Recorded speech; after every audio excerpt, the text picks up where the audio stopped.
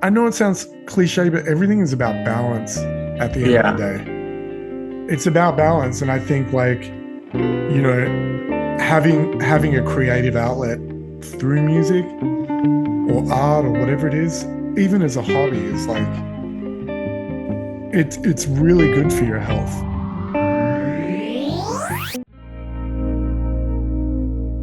Welcome to the Fallen Frequency Podcast.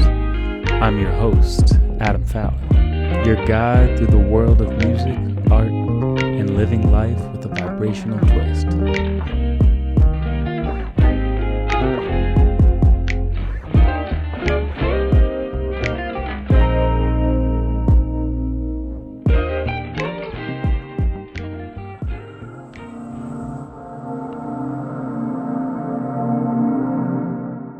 Today's episode is a very special one for me. I am sitting down with my good friend and mentor, Lex Sadler. He is a bassist and producer from Perth, Australia, who made his way to New York City and built an incredible career playing with artists like Michael Bolton, Talib Kweli, Ellie Goulding, and Common. But what I've always loved about Lex is that he didn't just stop at being an amazing bassist. He dove deep into synths, production, and even released his own polytronic record, which is some of the most incredible drum and bass music with the world's top musicians and players. For me, this is a full circle conversation. Lex was one of the first people who really opened the door for me, I would say, into just the world of production, Ableton, and his influence has been a huge part of my music journey.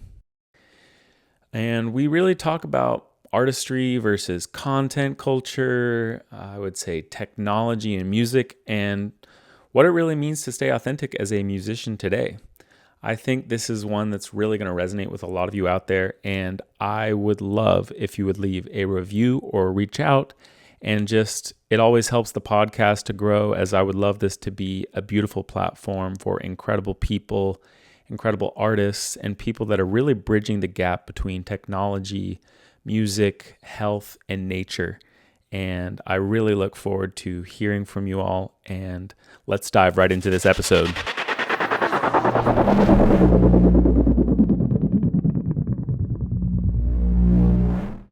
What's up, my dude? Welcome to the show. It's been way too long. I know. It's been a very long time. Yeah, this is for anyone that's listening here. Really, this is, to me, I call him Uncle Lex because I feel like you helped bring me up. You saw me as like a young, hungry musician, like ready to swing at anything that was near me. And you're like, whoa, whoa, whoa, slow down. Like, it's all right. You don't even know what the industry is like yet. Oh, yeah, You're so optimistic. You know, everyone needs a cynical older uncle. They do for sure. Yeah. And so really just also for people listening, Lex is an incredible bass player, producer, musician. He's a multifaceted human. I know you do a lot of different things in the web design development and technology space as well, and you've done that for a long time. But really just hopping right into it, I wanted to ask just what life was like growing up, like what were your early influences and how did music become part of that? I grew up in Perth, Western Australia, very remote city on the West Coast. Really incredible place, lifestyle, comfortable upbringing. I was really more, I think, when I was pretty young in my, preschool years, I was really into the visual art side of things. So I was sketching and drawing from an early age. And that was my first kind of foray into anything artistic, was just drawing. And I used to just draw for hours and hours and hours. I got into music via, I did piano lessons when I was 6. Oh, hell yeah. So I did piano lessons all through my elementary school years. I forget what grade piano I got up to, but it was all, it's like typical music lessons. Like classical kind of stuff? Yeah, classical stuff. Yeah. But you know what I do, I have mixed memories of it. I remember having really good ears and terrible at, you know, being really terrible at sight reading. Yeah. I remember being terrible at scales, but great at sitting down at the piano and like playing what I heard in my head. And, you know, one of my other memories was that, you know, there was one synthesizer in the school. Oh, shit. I think it was a Roland. I think it was a Roland D20 or something like that. And I remember I had a floppy disk drive on it. And one of the things that this synth had was a sequencer. And I remember, you know, sequencing. I think I did like the Ghostbusters theme or something like that. But I was really into, you know, it was the 80s. I was really into, you know, the idea of technology, like even back at that age. Yeah. And that's kind of how I got my start. And then, you know, through high school, I didn't really do music at all. I was just in a very academic private school. Wow. I don't recall there being much of a music program there. I may be wrong, but I certainly didn't do it. Yeah. But, you know, I remember towards the end of school, you know, there used to be like lunchtime bands and stuff. And I remember seeing some kids play and playing bass. And I'm like, man, that's a cool instrument. Yeah. And I didn't really pick it up until after high school. Wow. And was there like any influential bass players that were around you at that time, like locally? Not really. Yeah. No. I mean, you know, I take that back. There was a couple. There was a band called Cinema Prague, and the bass player's name was Rex Horan. And they were kind of like, you know, a real genre bending trio that did all kinds of things. And he was just a virtuoso bass player. And I'm like, that's cool. But then I was, you know, influenced by outside music. Yeah. I was, you know, listening to a bunch of different stuff back then, exposed to all kinds of things. And was there a pretty strong local music scene in Perth? Yeah. Yeah. There was. Yeah. Perth. That's awesome. Perth had and still has like a really strong scene and a strong collection of players. Yeah. So yeah, I picked up bass when I was I don't know, maybe 17, 18. And I actually I dropped out of my first year of college, where I went to study architecture, and I lasted one semester. Wow. Shit. I wasn't ready for it. And I dropped out. I finished one semester. I never went back. And my younger brother had an upright bass he was studying, and I just walked over to it and I started noodling around. I'm like, I liked it. I was playing Nirvana songs on a hell yeah upright bass. Nirvana's what got me started too. Hell yeah. Yeah, you know, and then one of my friends who played guitar, he's like, maybe you should try playing it on electric bass. And that's kind of when I got really into it. And I was not at school. I was working in a supermarket 2 days a week, you know? Yeah. And just practicing like crazy. Oh yeah. All the time. Yeah. Yeah. And like, if I remember correctly, I mean, I'd love to hear how you even got to New York, but I remember you saying you had a company that was doing website development, correct? Well, yeah, that's a little earlier on. Yeah. So I ended up going back to school for design, and I came out of school right into like the height of the first internet wave. Yeah. And I went to work for a pretty big company in Perth, and I worked for them for a year. And then I was like, well, I don't really feel like I'm good in these environments where I'm kind of working for someone else. Yeah. So myself and one of my colleagues, we left that job and started a little agency, which we had for like 2 years. And then 2 years in, we sold it to another company. And then I was just playing more music and freelancing. So, oh yeah. Yeah, it was a real early like learning experience about business and what it's like to be in business and all the shady characters. Yeah, I know. I want to get into that because, I mean, I think something that I remember, being influential, and I don't even know if you remember it, but it's like, I think, kind of coming from Charleston, South Carolina, like seeing the big city and being like, whoa, like so cool. Like, how am I gonna break into this? And, starting to gig and all of those things. And then I feel like you were one of the few musicians that actually was prioritizing their quality of life, which stood Mm, out to me. Like, I was like, everyone's living in like shacks that are like a closet. And then like, I met you and went to your apartment and you're living on like 23rd Street and it's freaking mm. gorgeous little apartment. But I feel like just the more I learned about, your background of creating that pad for yourself with other things to be able to actually keep the purity of Yeah. it. Yeah. I mean, look, man, for the first, and I didn't really talk a lot about it at the time, but for my first 6 years in New York, I had a full-time job. Yeah. So I was going to the office 9 till 6 every day, Wow. coming home, going to a rehearsal, coming home, going to a gig, out till, 1, 2 in the morning, wake up, do it again. So it Yeah. didn't, it wasn't gifted to me. Yeah.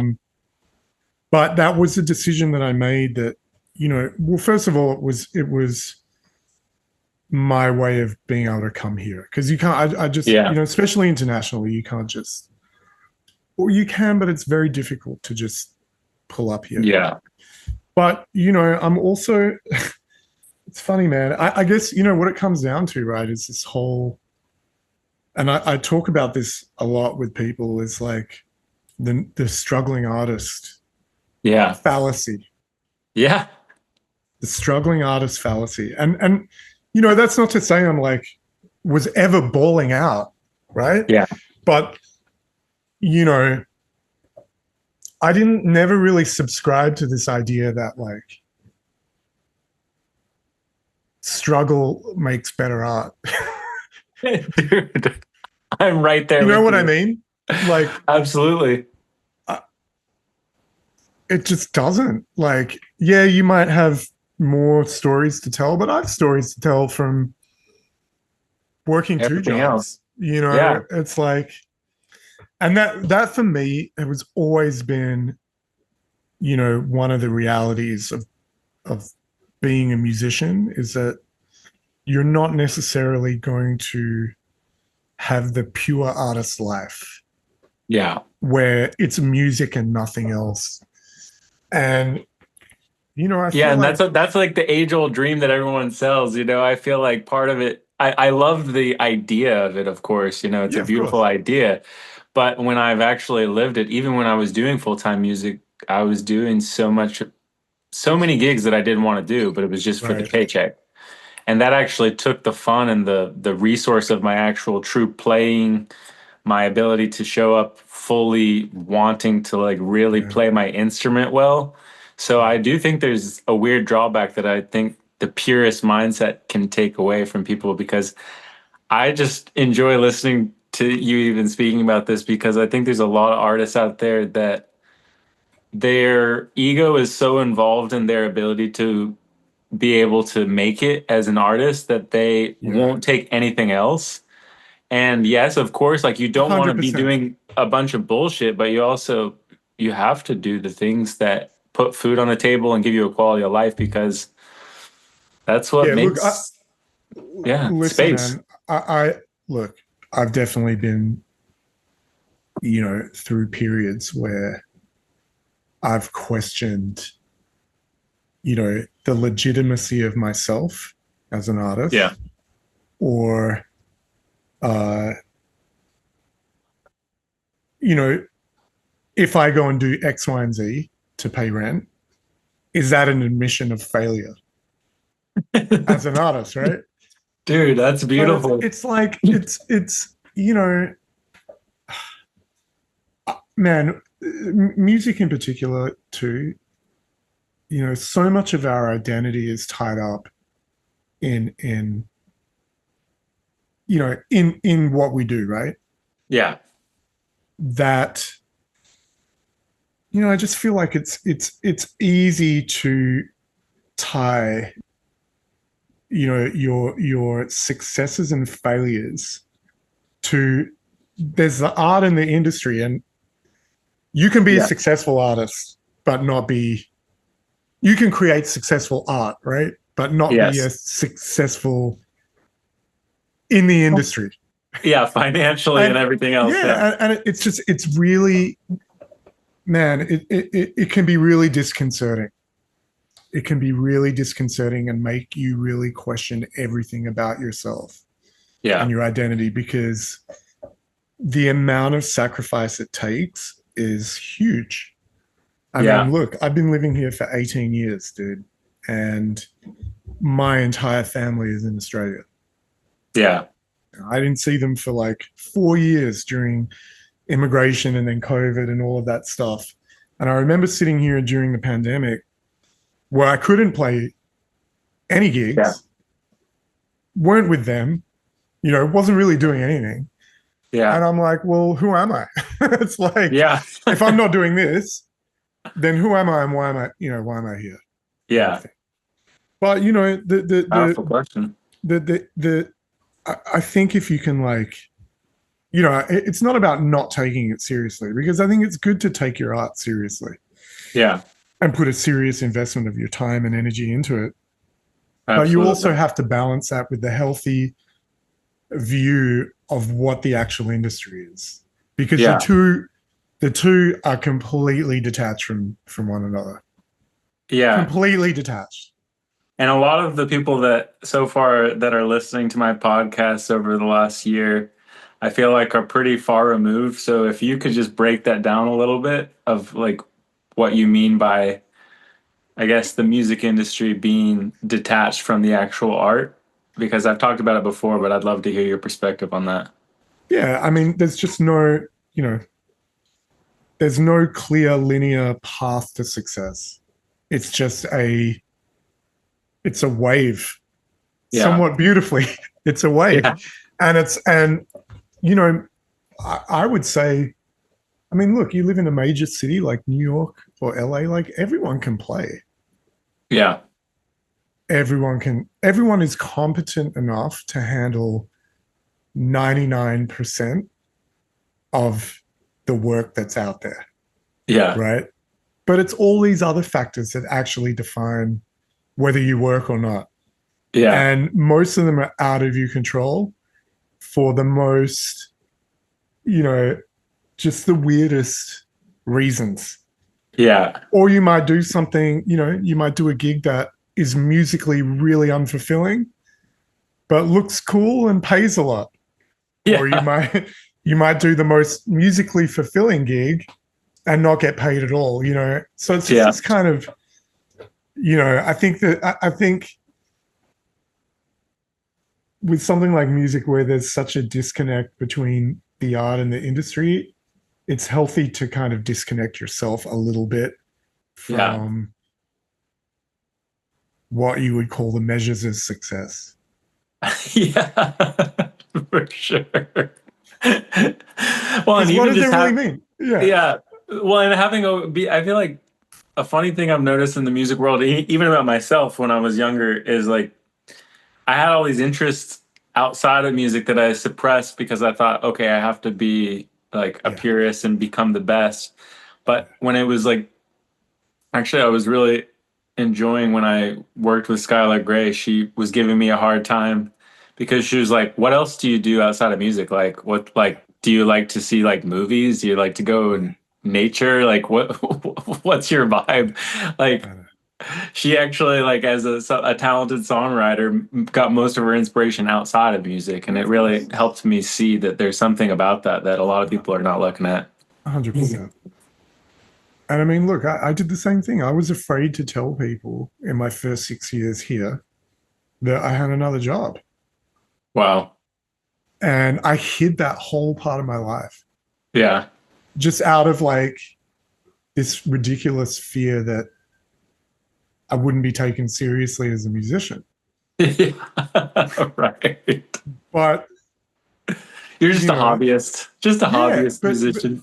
Exactly. Yeah. You know, and yeah, I think there's always that kind of, it's an ego thing, man. Absolutely. It's all an ego thing. It's when you talk to someone and they ask you what you do. and you tell them, and then I'm someone outside of this world. You tell them, and then, well, do you play in a band? Well, who do you know? Would I know anyone you play with? And you go through the That's list my of favorite. names. Yeah. You go through the list of names of people that you've worked with, Uh, hoping to find someone that this person may know of, just so yeah. you can validate yourself to a complete Absolutely. outsider. It's bizarre. And it doesn't No, really matter, it really is. Like, I mean, yeah, I don't even know if I told you, like, when I moved to LA, one of the things that was such an ego battle for me is I went and worked at, maybe it was a fancier grocery store called Erewhon, but it was still a grocery store at the end of the day. And I was working in the nutrition section, and there was cool parts to it, but I would have certain days where I would just be so low on myself. It felt like I was a complete failure. Like I would go through Yeah. this whole like, woe is me.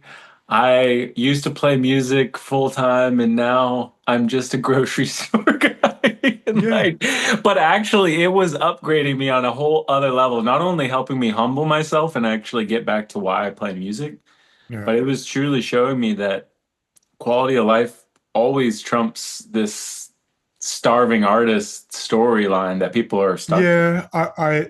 I feel the same. And a lot of it comes down to like, what you play music for, right?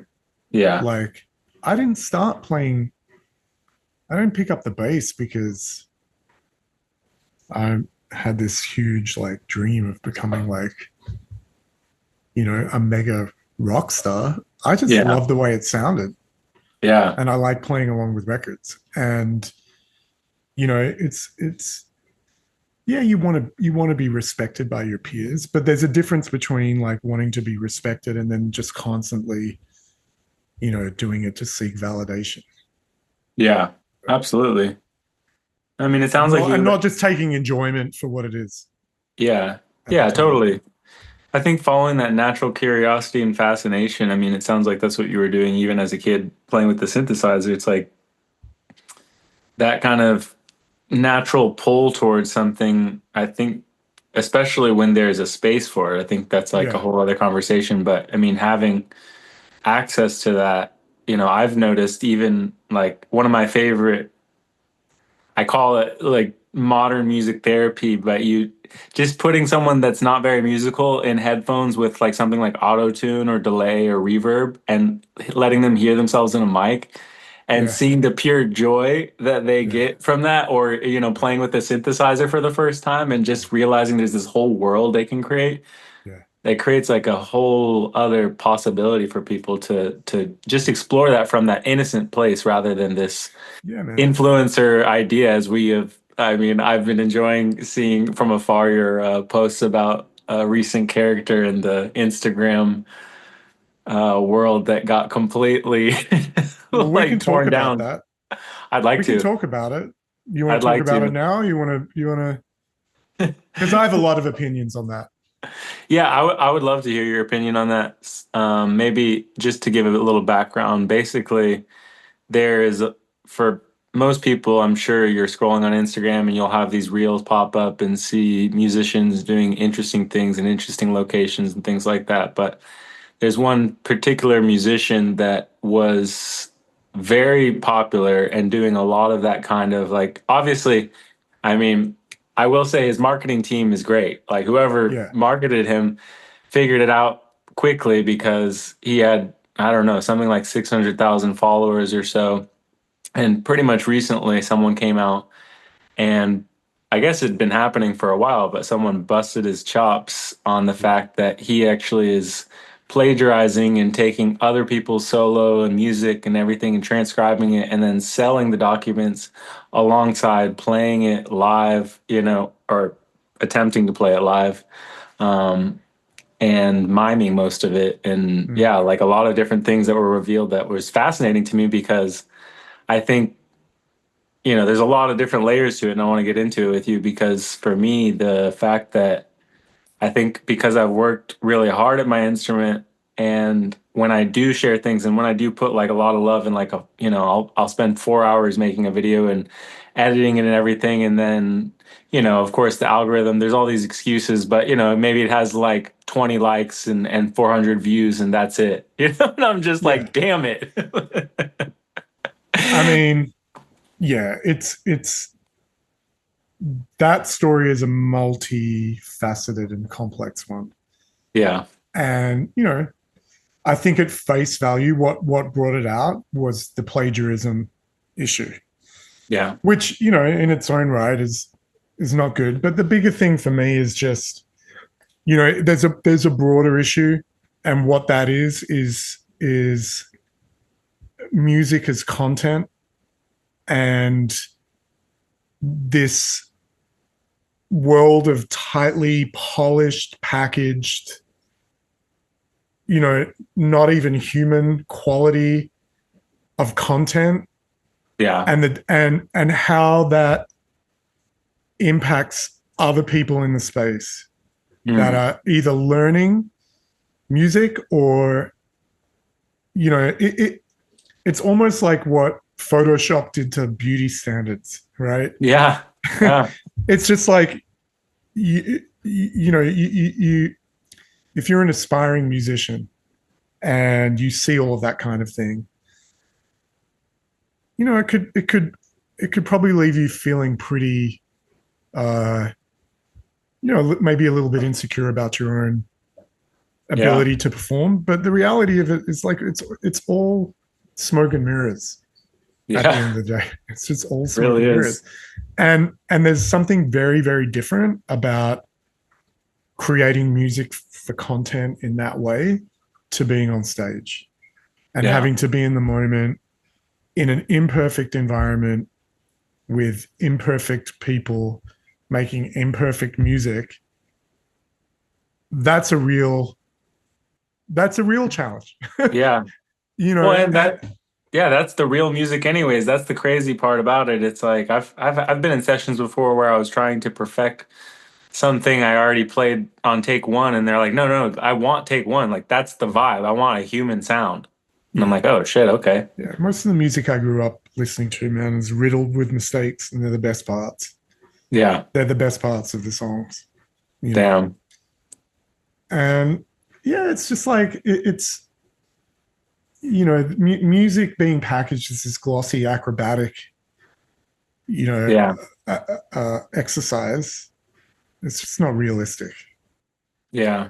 Well, and it seems like it goes deeper to that root issue, I think, of even just the commodification of music. And it's like, I was talking about it with Avishai on our podcast. It's like this idea that's like, they want you to make music with the idea of a demographic in mind, or this idea of like what's going to be your selling point or whatever, which that's not why music was created in the first place. It's like 100%. It's like a language to communicate your emotions and your experience and your story. So it's just crazy.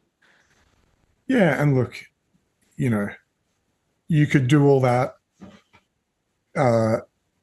music by design for demographic. You could produce it exactly the way that demographic should consume and then still not get anywhere. Yeah. And I would rather spend my time not even, why go to all that effort? Yeah. And it still be a dice roll at the end of the day. Yeah. Well, and it's, I think that kind of corporate greed model that is attached to a lot of things in the world right now. And we're seeing that consistently play itself out over and over. But there is an interesting thing where I feel like music has almost it's like at a crossroads. Like it really could continue, and maybe it's both, but it's like it could continue in this pathway where it's just continuing to not only take the life force of the artist away from like their own actual ability to live a good quality life, just because it's just sucking so much of their energy from doing things for money rather than for their own interest. Yeah. But then, of course, just the level of people that are running the show per se. Of course, I've met lots of great music agents and managers, and they're all, pretty nice people. But at the end of the day, I feel like the people that are calling the shots at the highest end, it's really about the numbers game, the sales, all of the things. They're just, looking at that and I respect that at the same time, but it's, I think, really diminishing the quality of music, especially on the popular front, where I feel like, I don't know, some of my favorite music is still the undiscovered music that someone's doing in their bedroom because they're just coming from that place of sincerity. 100%. 100%. And I mean, look, any business has to make money. So Yeah. the easiest way to make money in the music business is to just repackage something that is already familiar to an audience. Yeah. Which is why, a certain lane of music in the mainstream is very homogenized. But then there's also things that just find their way to the top that don't make sense. That don't make sense. And I think that's the key, is that I don't think a lot, I don't even think a lot of the people in the industry really know how to work it. Yeah. I just don't know if they really do. I don't totally. They're trying to find a formula, but there's actually none. I don't think there is one. Yeah. Yeah. My favorite is when you go into a studio session and like, what can we do that's going to get us a hit? Good luck. Good luck. Yeah.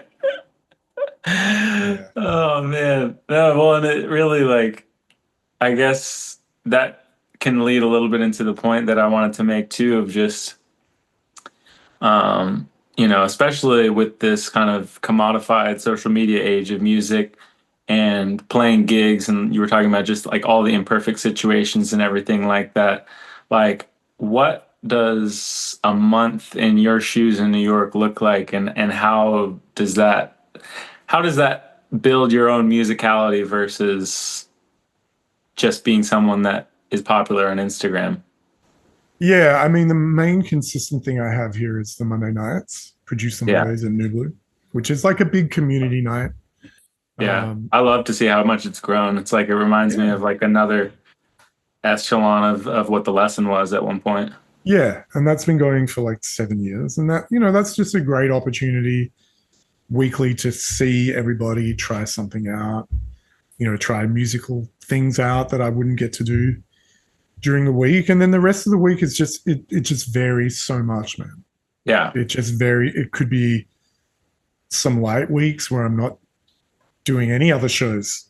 I don't think that I'm doing nearly as many shows as I did, pre-COVID. Yeah. But then a lot of things changed during that period of time. Like venues changed, regular things that we knew we could go to every week just don't exist anymore. That's insane. They just don't exist anymore. So, I gigging less, maybe doing more stuff at home. Yeah. Like on the production side, and then design work and that kind of thing. But quite content with that. Yeah. Quite content with that. I don't, I odd tour here and there, but nothing like before. Yeah. No, super cool to see you on the gig with Antonio Sanchez, dude. Like, that's the I used to nerd out about him when I was like 10 years ago, when I was like an early jazz musician. I mean, Antonio's project is amazing. Yeah. Super cool. Because it's a blend of everything I like doing for me. Yeah. Yeah. And he's incredible, and Tana's incredible, and then we have Yuki as well. Yeah. That's insane. For me, being able to play synth bass, electric bass, and do Ableton in that project is, it's everything I could hope for. Yeah. I mean, absolutely. Especially, that's super cool. I'm happy to hear that, because there's definitely, I didn't even know that you were doing Ableton stuff on that too. That's perfect. Yeah. Yeah. That's perfect. Doing all that stuff. Do you do like pre-programmed stuff, or are you kind of doing like is there triggers and things like that? It's a mix. It's a mix of some pre stuff, but then also let's say automating Tana's vocal effects. Nice. Clock syncing, patch changes, all of this kind of stuff when she does her live looping. Yeah. So all of it's kind of like talking to each other. I mean, dude, that's awesome. It trips me out. It makes me want to bring up a point too, and just to kind of, I'm sure there's other things going on in the world, and there's a lot of things leading up to it at that point in time. But with, with Rhythm and Stealth, and like your group that you had that I was lucky enough to be a part of at one point, like when I think about what you were doing that now is like the norm of like a pop gig, like I feel Yeah. like you're ahead of your time, dude. Like Yeah. it's I mean, because it's like not only were you creating all the programming and everything on Ableton, but yeah, you had a live element that I still think, I mean, even like it's just such a whole other world, but like being able to actually have the computer interact and be a part of the show rather than just this, okay, we're going to play this song, it's this structure and stuff like that, which is totally fine. I mean, I have to do that sometimes when I'm not like at the point of being able to fully improvise with the computer. But lots of respect for you, bro. That's Yeah, I serious. mean, that all started over 10 years ago, Yeah. where I decided I wanted to do an improvised session using Ableton as the heart of it, Yeah. which we did at the old New Blue for quite some time. Yeah. And that was actually the birthplace of a lot of that music, Yeah. because Absolutely. I would just make ideas during the week and take them out and like See throw what them at a bunch happens. of people and just see what happened. That's It was pretty amazing. exciting, and then it turned into a project. And the irony is that I never wanted to have a band. The whole point of doing it in the Totally. I beginning. remember that was like part of the deeper lesson for me even was like, I think even on a production tip of like, how can I play less with more intention rather than Yeah, making it like you're like, that guitar stuff is cool, but can you sound a little less like a guitar? yeah, but I think that's a really like that's a great exercise, because Truly. you know it's more than just like I don't know. It's like I used to be really dismissive of music where there wasn't like an organic like electric bass line, right? Yeah. I would be like, oh, this song sucks because there's not a like great bass player, or like Yeah. whatever, man. Like, Yeah. if you play guitar and it sounds like something totally otherworldly, I mean, that's great. Like, I Yeah. love the idea of like a sound design element Yeah. in your playing. Right. So No, I mean that's yeah, like yeah, well and I guess that also really touches on a lot of what I feel like is I think important in this world of like AI and music and there's a lot of cool stuff about AI that I have been taking advantage of just to see where I can take it and how I can maybe have it as part of my organic process. So I'm not completely anti, but at the same time, it is interesting that I feel like this kind of well, there's this trope that we can let AI use us or we can use it.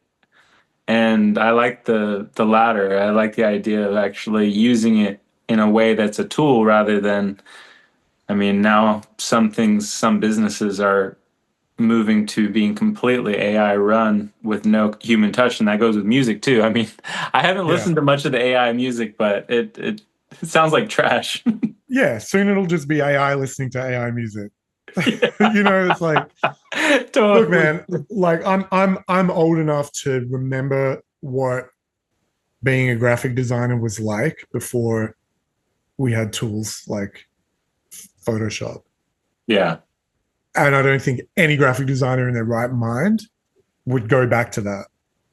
Yeah. And of course, there was like it shifted the industry, but every technological or industrial revolution does that at some point. Yeah. And you either like I feel like you either utilize it as a tool or you just fall by the wayside. And if there's tools that can make my processes faster, then I'll Yeah. use them. Totally But at like the a end of the day, streamlining. it's like, yeah, at the end of the day, it's like, you know, if I could make a really bad analogy, it's like you can have a really powerful Formula One car, right? Yeah. But if you don't have the driver, it doesn't, it's like we still have to drive things. Yeah, absolutely. And a good creative mind. I don't think AI anyway, at least in its current form, is like, it's more, I call it more like artificial emulation than intelligence. Yeah. In its current form, because it really is just emulating our thoughts and patterns. Yeah. But it still requires creative input. Yeah. To get a like a product that is actually good, Yeah. Absolutely. Yeah. I mean, there's definitely certain, I think, especially when we use it to help our weaknesses. For me, for instance, I've had to learn a lot about marketing, and still I'm learning so much about marketing. And even just almost like it cracks me up, but sometimes I use some of these AI platforms like it's like my manager, and I'm telling it all of the things I'm working on, all my ideas, and I'm asking, what's the most priority thing for me right now to focus on, so I'm not lost in the sauce of all these different things that I'm interested in. And it gives me some great answers. Like it'll give me a whole, yearly plan on what I should focus on to be able to develop myself in what direction I'm trying to head. And I mean, that's brilliant. I don't have to call someone and consult them for 2 hours and pay them thousands of dollars to tell me what I kind of already know a lot of the time. Yeah, I think there's a lot of like, there'll be, it's going to be interesting. Yeah. How it develops. And, I think the Studio Ghibli fad that happened with ChatGPT, are you aware of that? Yeah. No, what is that? Well, that was like when everybody was creating, stylized anime images of themselves based on that. Right. And the creator of that studio was very outspoken against the use of AI. Only for then a bunch of people, to go on. Yeah. I mean, there's always going to be, there's always going to be people out there that don't know the source and don't care and just want to have a bit of fun with something. Yeah. Whether it be like making a bullshit song about their pet using AI, or making a nice little image for their Instagram using it. I've done it. Yeah. It's a bit of fun. Yeah. You know what I mean? But totally. I still always think there's room for like human creativity. Yeah. Well, and that leads to my point that I am also just curious of your own perspective on it. Over this period of time, as I've really come full circle of course, being into a lot of the holistic health stuff, and then kind of coming back around and realizing how important music is in that picture. Like, I've developed this theory that music and art and these different art forms are actually one of the most integral parts to health, more than most things. What do you take on that? Because I mean, you grew up drawing and all of those things as well. That's a big question. Yeah. I mean, look, like having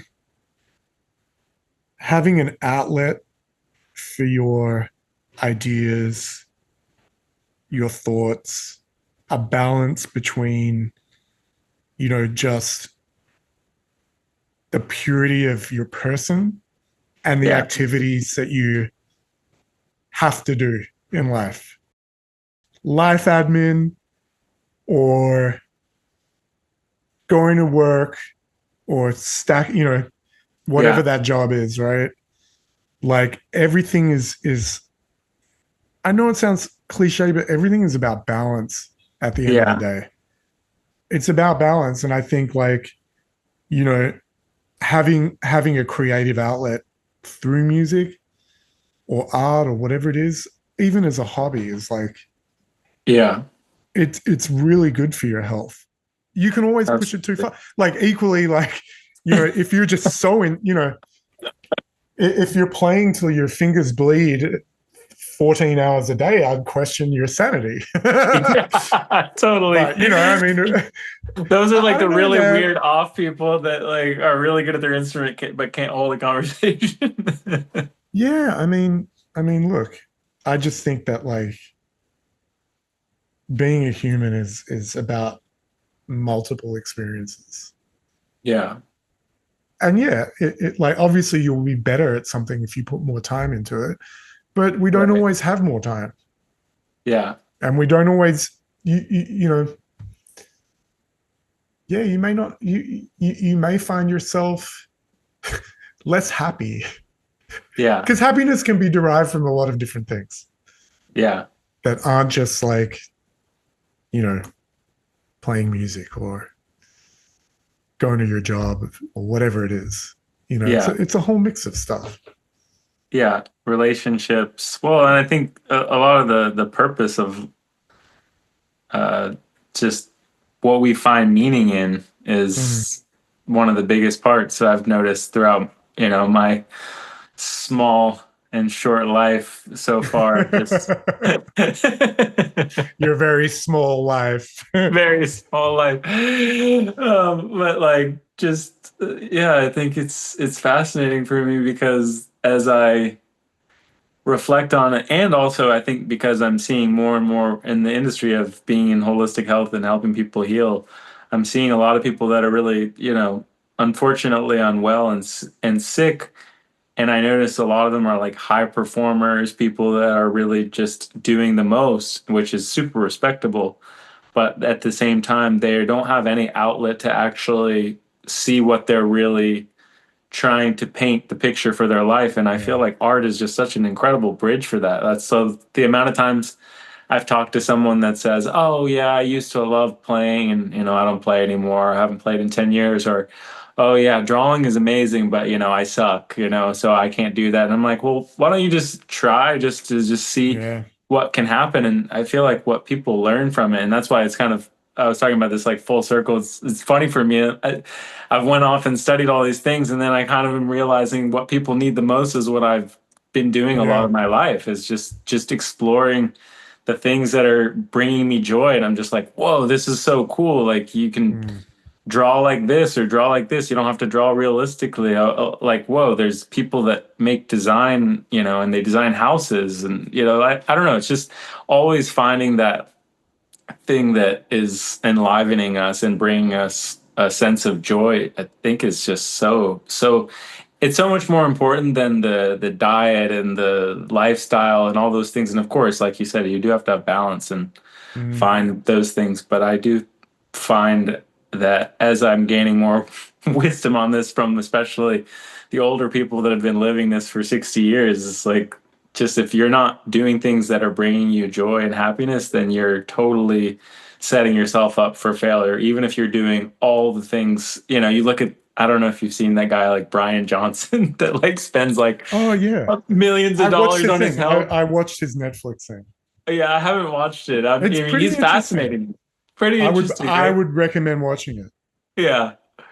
Well, and that whole movement of anti-aging and really just, of course, like I think there's a lot of value in understanding the science and all that stuff, but there was like this meme I saw. It was amazing. It was this guy that was super ripped and tan, you know, obviously like I think he was like in his late 90s, smoked cigarettes every day, lives in Italy, you know, just lives like completely like normal life.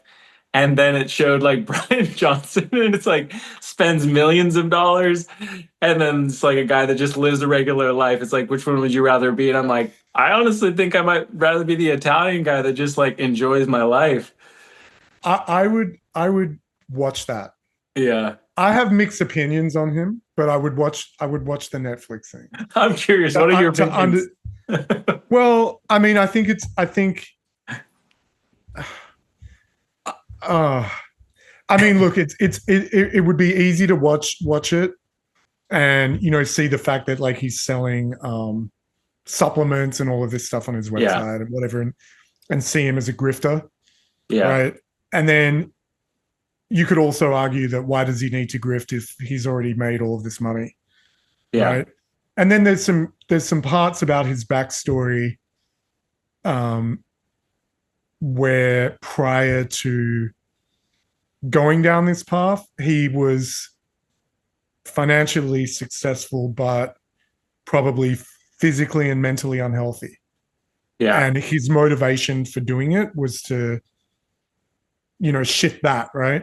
Yeah, and be like And the then, human experiment. yeah, and then there's also, his relationship with his family, his kids, and then his relationship with Mormonism. And there's a big Wow. I religious. forgot that he's Mormon. Yeah. Shit. I think the his issue was rejecting Mormonism. Hmm. So it's a multifaceted thing. Yeah. I enjoyed watching it. I can't say one way or another whether I think Yeah. Yeah. No, I mean, I But it's also fascinating. see the value in what he's sharing for sure. I hope that people don't see it as unattainable to be healthy when you don't have that type of capital. Yeah, but also his regiment is it's so, again, it comes down to balance, right? Yeah. Like if your day is based, it's like the guy on Instagram that does his face in the ice water, Yeah. day starts Yeah. like Those morning routine shit. I wouldn't want to live an extra 10 years of life if that's what I had to do.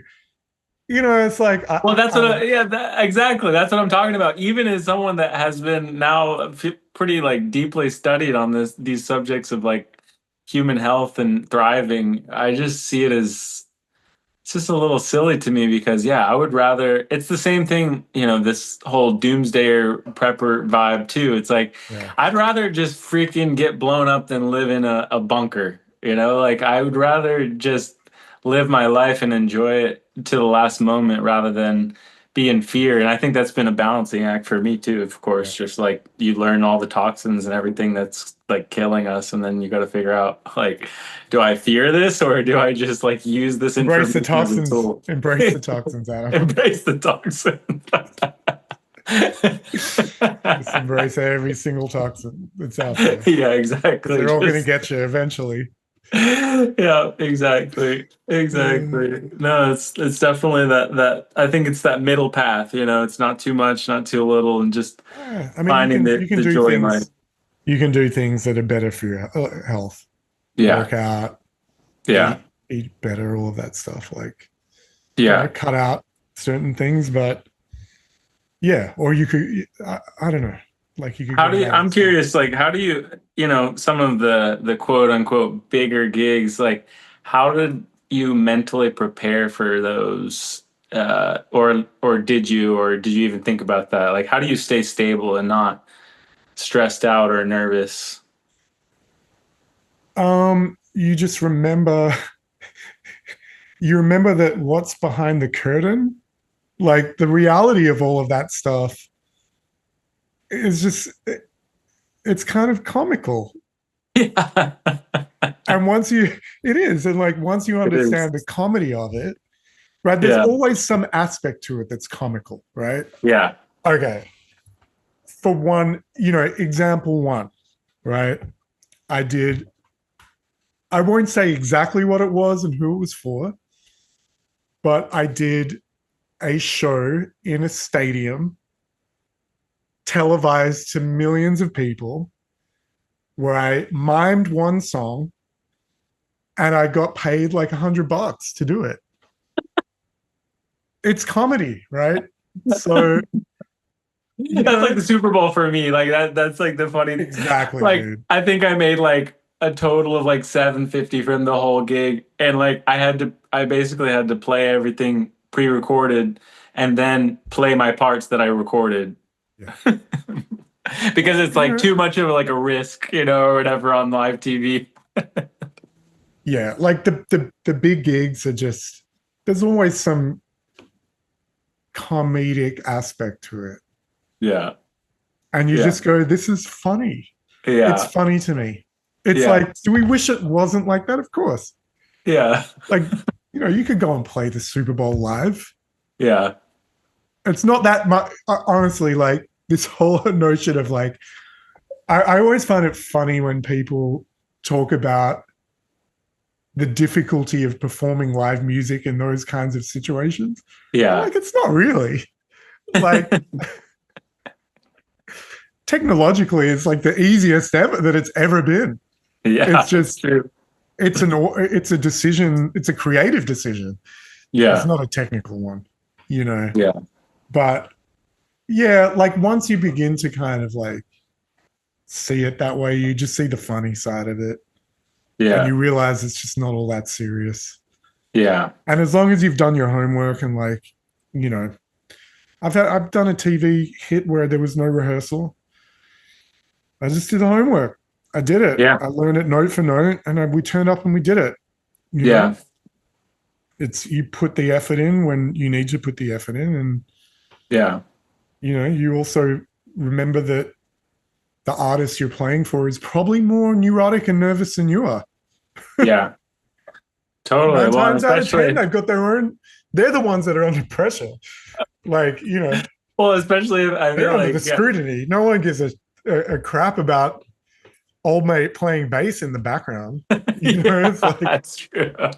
That's like the last thing they notice. Yeah, for sure. No, I mean, you know, well, it's funny too because I remember. Yeah, I mean, even when I was coming up in New York, you were definitely you had a handful of artists that you were helping guide, and I guess nowadays they call it a musical director, and I know you do a lot of musical direction now, but it's just funny to think about like you were like I feel like you had the right sense of character to like keep them calm enough, because they were so neurotic and so like especially if, a lot of the female artists that like man I've played for some amazing artists, but just it gets the performance anxiety gets the best of them, and they've literally stopped the song in the middle of like because they made a mistake and it's something no one noticed, stuff like that. So it's just well, that goes back to the earlier point that we were talking about, and this perception of music as being like this flawless, has to be flawless thing that we yeah. do.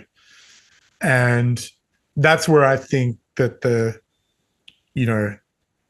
case with the guitar player who we haven't named, but we know who it is.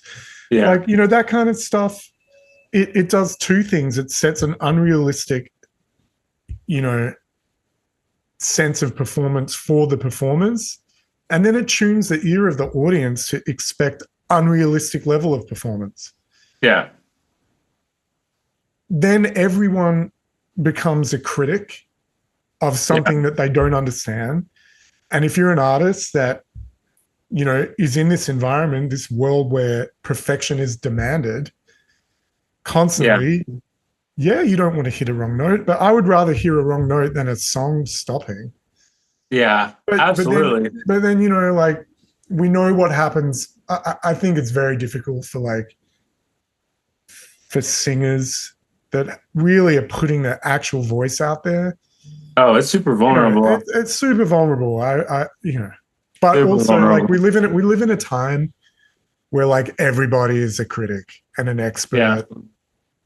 Yeah. Everyone's got a comment to have. Oh, I've read a book on music. I'm an expert. Or so I get it, but it's a self-perpetuating like cycle of things where the product has to be more and more and more polished, and then the audience is more and more and more critical.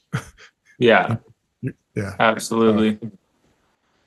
No, it's definitely like it's one of those things. I hope, I guess, people can be re-inspired to just explore certain levels of, I guess, just music and art that, because I think about like what you were saying previously too, of how some of the artists that just rose to the top from being their own selves. I mean, I think about people like, Bjork or Hiatus Coyote. Maybe they're not like some multi-platinum, Michael Jackson, but they basically just keep doing their own thing, and their level of super fans and people that keep following what they're doing because they find it so interesting, and it's actually exploring these edges of what is art and what is not, and all these different aspects. And I just think that's so cool because it actually creates a playing field where people can feel. I mean, the amount of artists I've seen that I think they don't sound good as like a singer, for instance, but then when I hear them actually develop their craft more, I'm amazed because they have a unique thing going on that I think is very powerful in its Yeah. own way. I think at the end of the day, like uniqueness is probably for me the most valuable part Yeah. of what you're trying to do, right? Yeah. And it's never been my, sure, I've emulated players I've idolized Yeah. on my journey as a player, like we all do. Like we Yeah. go, man, I want to play like this, and you go through this phase of like doing everything you can to like emulate your hero.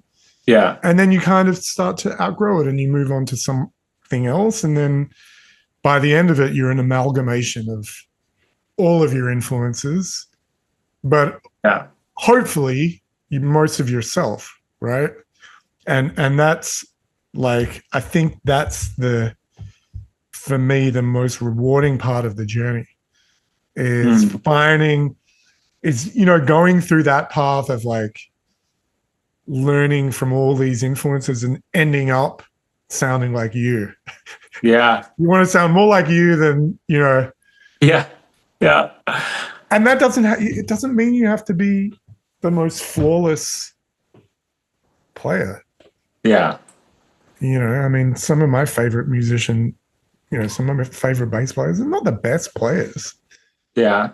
Who are some of those, just to name some? Careful. No, but okay, for example, like Nirvana, right? Yeah. You wouldn't go, oh, Chris Novoselic is at the level of Pino Palladino or whatever. But I don't know that for sure. He could very well be. Yeah. But the fact is, he made some incredible bass lines. Yeah. People will remember those bass lines for the rest of their lives. Yeah. And I gravitated towards those bass lines. Yeah. And it's like, it's not all about who can play like the most shit. I think if anything, like I mean, as I'm still learning to embody my own artistry, I appreciate you saying that because I mean, of course, like I'm always going to be practicing and trying to become more technically proficient, but I feel like I have realized how much those people that are really, that's super impressive. Like watching some of those highly technical musicians, I'm like, holy crap, the amount of hours it takes to get there is insane. Yeah. But then a lot of it doesn't speak to my soul at all. Like it's really like bland and some of the most, I guess it also leads into that kind of like, people that have more of that grit and maybe make a couple mistakes here and there, but they really have like, they're like pushing the boundaries, in another way.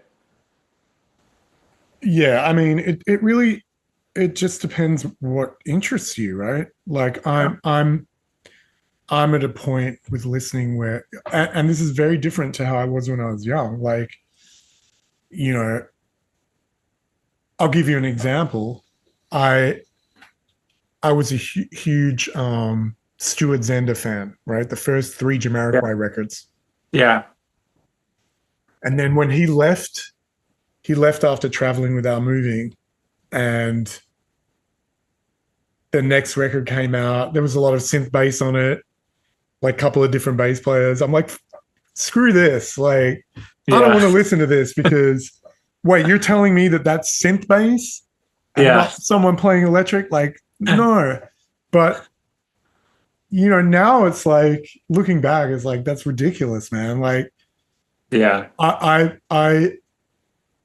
more interested in music for what what the song is or whatever is, than what's gone in, like what instrument. Yeah, well, it's like storytelling. It really is storytelling at the end of the day. I think that's like the art of it. I mean, I think about like a lot of my favorite musicians are truly telling a great story, whether they're singing or not. A lot of the time, it's like with their musicality shares, you know, it's like even I've been thinking about it like this. Yeah, kind of even I think about these like strange kind of outlier characters like Thundercat or Flying Lotus or these people that I feel like just kept going in their own way and like 100%. they ended up making a whole lane and instead of like no one's calling like Thundercat to be like a bass player on a gig. They're calling him because it sounds like Thundercat. Like But that's he why they want was. him on the record. He was in the beginning. Yeah. I mean, he suicidal tendencies Oh, right. and Erica Badu. You Yeah. know, but you're right. Like he just went all in on who he was. Yeah. He's all in on who he is. Yeah, totally. What more could you want? Yeah. You know, One is like cracking me like, up to see him go from that to like all this like very niche music to then like, you know, having a version of his song with Ariana Grande. Like it's basic. yeah, it's amazing.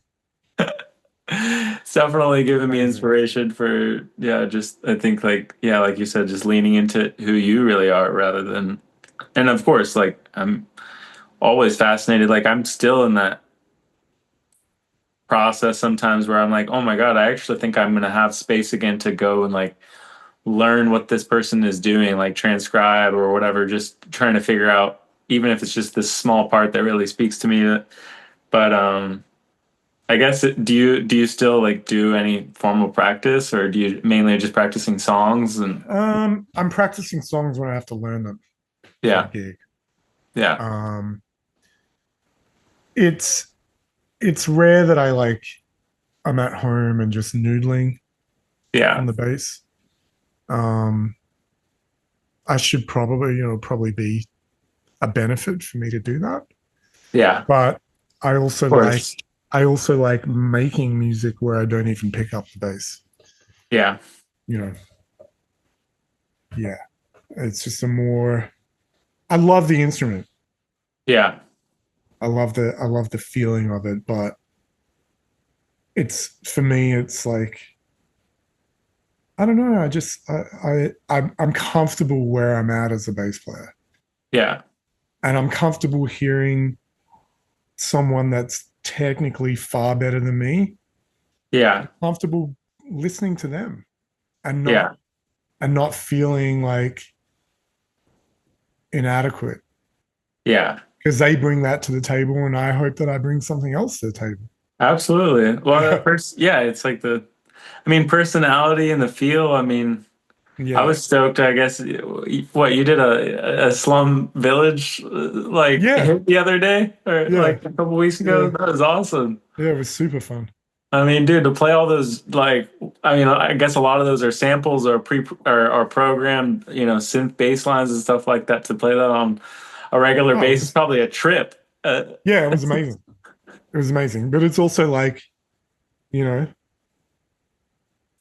I had to really think about how to capture the spirit of what's on the record Yeah, because they weren't necessarily they're not complicated bass lines, yeah, but it's like nailing like the tone yeah. so so that it feels like the record. That to Right, me is the most interesting part of it. right. You know, Yeah, that's so funny because I think about how many people just kind of like make like a wash of what they think J Dilla baseline is or sounds like, but it really is a lot of sound design yeah, in that as well. yeah, yeah.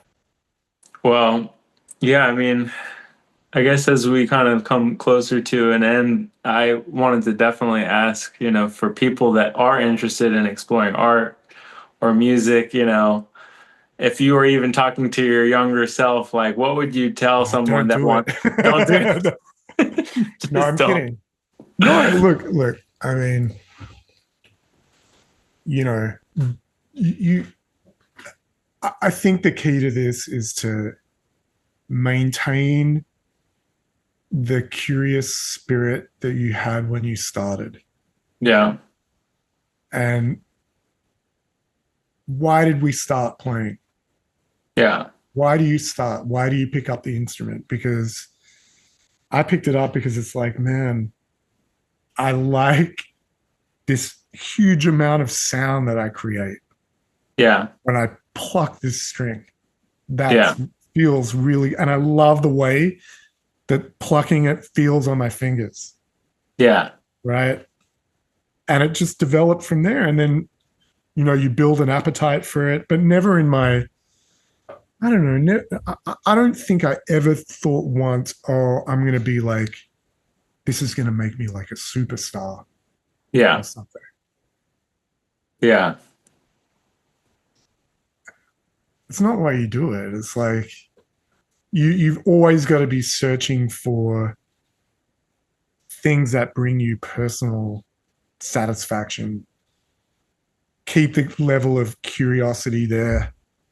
If you run out of inspiration on your particular instrument, maybe you find it in another instrument Yeah. or another aspect. For me, migrating to key bass was a whole other, like, opened up a whole other world. Yeah. I could do things on the synth that I couldn't do on the electric bass. Yeah. And I can do things on the electric that I can't do on the synth.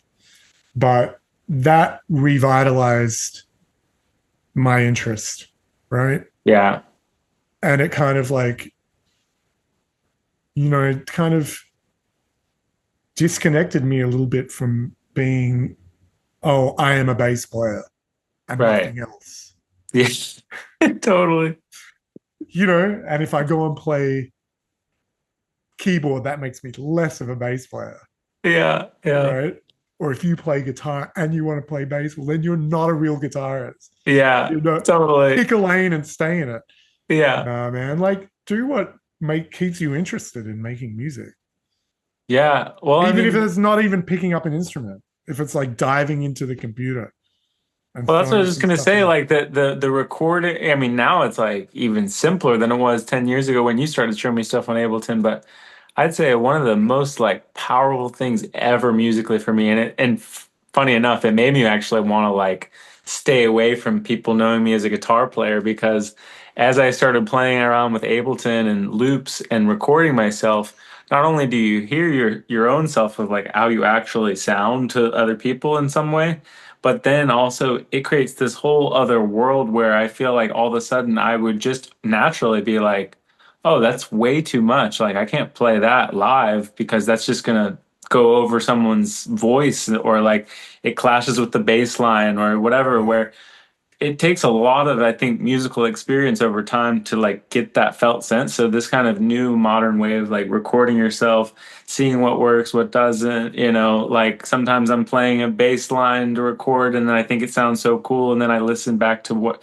it is and it's just like way too much. And then I play like just a couple notes and it's like perfect. Yeah, so it's just, it really shows me, oh, wow, this is actually, that's like a huge part. I feel absolutely. Such a great tool today. Like now it's so easy. Like, I mean, it's like, yeah, I can't even imagine. You probably saw from the beginning. I mean, still with me, I had to go get an interface and then make sure I had the right cables and, all these different things. And now you can like basically record straight into a laptop half the time with some type of Bluetooth device. I'm old enough to have made records where we're recording onto tape. Wow. And onto ADAT. Wow. Like digital tape and like punching in without seeing a picture of it. Damn. In a studio where like, I don't have to go into a studio now. Yeah. To record. No, and I think it's cool that you had that too, though, because I feel like that carries on that original wisdom that I think. Well, what it does is I think, and this is on the technology front, is like you have the technology to do infinite things, but until you set limits, you can't really be creative. Yeah. And I think having had experience in the analog world, and just committing to stuff allows you to finish stuff. And I don't now, even when I produce, like, man, I don't want to be spending more than like 4 to 6 hours like producing a track. I Yeah. just don't. I don't want to sit Yeah. there and pour over 100 snare samples Yeah. and tweak it. Like I don't. Like, Yeah. No, that's really like, I think that there's something really powerful about that, because I think with your influence and other people that use a lot more analog gear, I think as I got, in Ableton, I was kind of overwhelmed. And then as I started to, like you said, create limits and just really think like, okay, what if this is like the only drum sound I have and I'm just going to make the best of it and maybe tweak like a little couple things, but like that's it. And like that's the record, and let's move on, because I mean, I'm still honestly working on it, but it's my ability to create music and then not put it out is insane. And I am always practicing, trying to use the muscle of actually putting the finishing touches, mixing, mastering, putting it out. I mean, a lot of people just, the amount of people that are not in my music world, nowadays that are like, why haven't you put out any new music? And I'm just like, I have all the excuses in the world. finishing it is the hardest part. Yeah. It's like I want to like send it to a mixing engineer and then get it mastered, and then I got to work on the promo and all that stuff. But like I'm starting to kind of come to the point in my life where I'm realizing like my ears are good enough. I might as well just mix it and just like put it out so that at least it lives. Yeah, exactly. And just put it out with like without an agenda. Yeah. Yeah, totally. Put it out for you, not for anyone else. Yeah. Totally. That's the kind of then there's only one person to disappoint, is yourself. Yeah. One person to please or disappoint. Exactly. Totally, because totally. There's that like fear of like, if I work so hard on it and then it nosedives, it's almost like softer if you just put it out and like it does well, Yeah, exactly. And what is that? It does well. It's like a whole thing too. But Exactly. I guess, is there anything like that you're excited about, not like musically or personally right now? Not really. No? Man, I'm pretty content where I'm at musically now. I love like doing production work. Yeah. I love like remixing songs. I love taking like something and like completely ripping it apart and putting it back together again. Yeah. But I also love doing stuff that's not related to music at all. Yeah. Are you doing anything on the visual arts front, or are you like doing any design work? Yeah, I'm always doing bits and pieces of that. I love doing cool. like visual design and video stuff. So when are you gonna come out with like a video or a book or something? When I have some time. Book on what? Yeah, exactly. Maybe I should write a book. Yeah. No, I mean, it would be cool, especially because I'm finishing it right now. I'm like kind of reworking it, but I've been working on this like 25-page ebook that's pretty much about how health and art and nature are all part of one thing, and pretty much how actually one of the biggest things that someone can do to better their life is just explore music and art as like and I kind of just try to put in like the science and kind of my own experience and stuff like that. But even also growing up as a visual artist with kind of this like untapped, unused talent in many ways, like I've been going back to like thinking about how I can design like the even this ebook to just like put on, like different design work and things like that. And I don't know, with all your background, it'd be cool to see something like that, especially your minimalist design stuff is dope. Even from just like the posters I remember from New Blue. Yeah. Well, maybe one day. Yeah. And are you still doing web design and like that kind of stuff? A bit here and there. Yeah. I bet that space has changed a shit ton. A lot. Yeah. Yeah, a lot in the last. I mean, it's changed a lot. There's a lot of everybody has access to the tools. Yeah. Everybody has access to tools. Whether they have access, there's tools and then there's ideas. Yeah. And there's taste and there's experience and all of that kind of thing. Yeah. So, it's changed a lot, but there's still a need for people that have ideas. Yeah. Yeah. No, I mean, it's I just definitely like I love these moments, you know, and talking to you and bringing it full circle because I mean, for sure, it's like I think with someone like your perspective is a little bit more wide ranging than your average artists, and you still sound like absolutely amazing. Like last time I went to New Blue, like I don't know if it's just because I'm practicing bass more, but I was just like the little subtleties and everything, like just like was like, man, this dude is playing his shit. Like it sounds so good, but it's just like yeah, it's cool to see how things continue to collide and kind of come back around because I mean, I just think it's a really valuable thing for people to realize the reality of what art and music is, and like I think people are constantly glorifying like art. I mean, the amount of times I had to explain to someone like why I had to kind of step away from like full-time artistry because it was actually hurting my art was so confusing for a lot of people.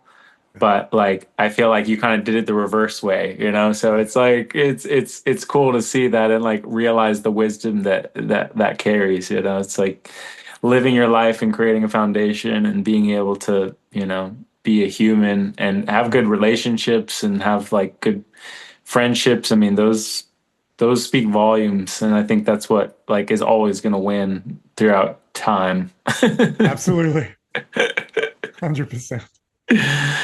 But yeah, like I guess where can people find you? Like I know you have some music. You still have music on all the platforms, like it's still on the platforms. Yeah, just under my name, and then on Lex Sadler. Instagram. Yeah, and that's at Lex Sadler. Okay, sweet. Yeah, awesome, dude. Well, cool, man. Thank you for going down the rabbit holes and going on the journey, dude. Man. Thanks so for awesome. having me, dude. Absolutely. Hell yeah. It's a real pleasure. Sweet. Thanks again for tuning in to this episode of the Fallen Frequency podcast. I hope you got as much out of this conversation as I did. And if you enjoyed it, please take a moment to follow the show and leave a review on Apple or Spotify. It really helps more people discover these stories.